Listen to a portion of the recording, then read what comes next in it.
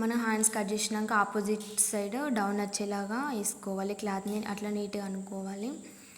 నీట్గా సెట్ చేసుకున్న తర్వాత ఒక ఒక 1 ఇంచ్ మనం డ్రా వేసుకోవాలి. బ్యాక్ పట్టీ కోసం 1/2 ఇంచ్ ఏమో కుట్టుకు డ్రా వేసుకోవాలి. మనకి అక్కడ హైట్ వచ్చేసి 14 కాబట్టి 14 డ్రా వేసుకున్నాను నేను.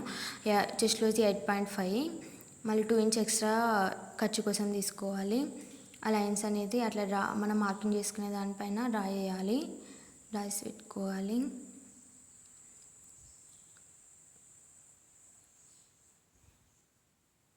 మనకి బ్యాక్ డీప్ వచ్చేసి కొలత బ్లౌజ్తో తీసుకోవాలి.